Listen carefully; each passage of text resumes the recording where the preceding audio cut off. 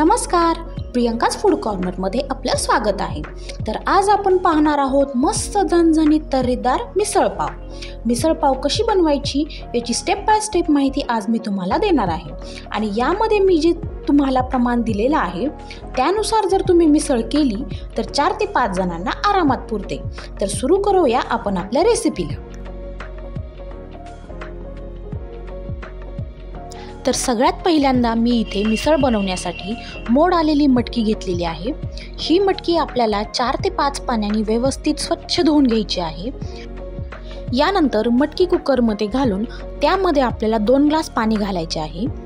त्यानंतर या मटकीमध्ये थोडंसं चवीपुरतं मीठ, थोडीशी हळद, 1 चम्मच तेल आणि 2 हिरव्या मिरच्या घालायच्या आहेत। यानंतर कुकर गॅसवर ठेवून 2 शिट्ट्या होईपर्यंत मटकी आपल्याला व्यवस्थित शिजवून घ्यायची आहे। आपली मटकी शिजते तोपर्यंत आपण मिसळचा मसाला तयार करून घेऊया।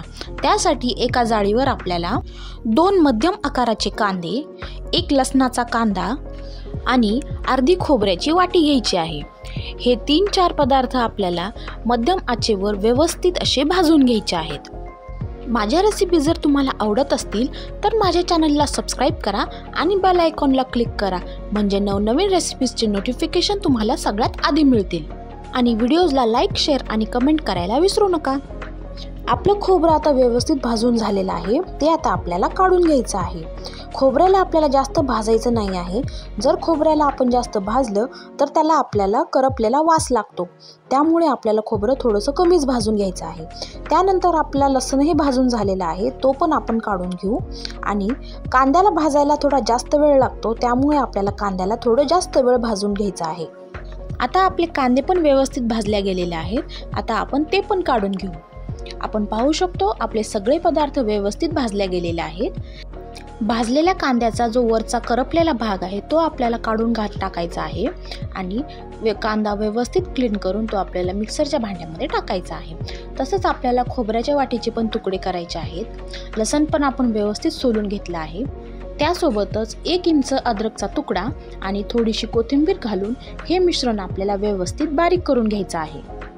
आपला मसाला आता व्यवस्थित बारीक झालेला आहे, आपल्याला एकदम बारीक याची पेस्ट करून घ्यायची आहे। आता आपला मसाला पण तयार झालेला आहे आणि इकडे आपली मटकी पण व्यवस्थित शिजून तयार झालेली आहे।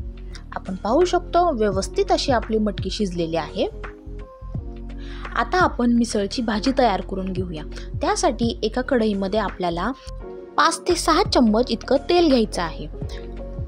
तेल व्यवस्थित गरम झाल्यावर यामध्ये आपल्याला खडे मसाले घालायचे आहेत। खडे मसाल्यांमध्ये आपण 4-5 तेजपत्त्याची पाने, 7-8 मिरे, 7-8 लवंगा आणि 2 इंच दालचिनीचा तुकडा घातलेला आहे। यानंतर यामध्ये आपल्याला कढीपत्ता घालून आपण तयार केलेलं वाटण यामध्ये आपल्याला घालायचं आहे। वाटण व्यवस्थित आपल्याला फ्राय करून घ्यायचं आहे। लो टू मीडियम फ्लेमवर एक 4 ते 5 मिनिटं आपल्याला हा मसाला व्यवस्थित असा तेलामध्ये फ्राय करून घ्यायचा आहे। मसाल्याला आपलं थोडंसं तेल सुटलं की आपण समजायचं की आपला मसाला आता तयार झालेला आहे। आपण पाहू शकतो मसाला आता तेल सोडत आहे।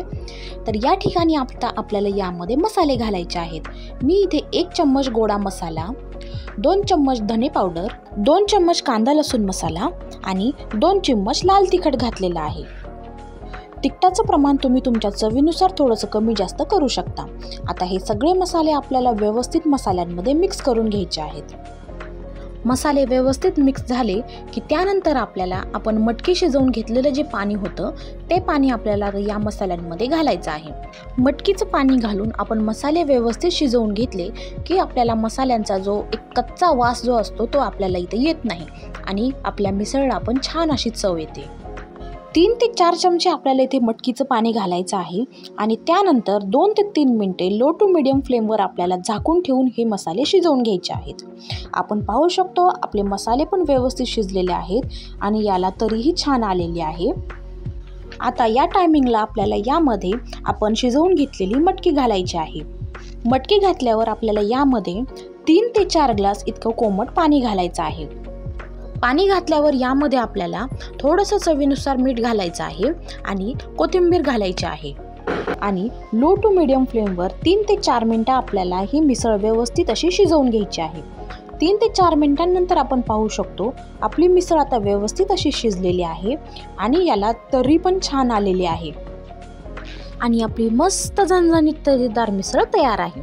याला सर्व करताना आपण यामध्ये फरसाण, कांदा, कोथिंबीर आणि लिंबू टाकून आपल्याला याला सर्व करायचं आहे। आवडली ना रेसिपी आवडली असल्यास करून पहा आणि मला कमेंटमध्ये सांगा कशी झाली होती ते। थँक्यू।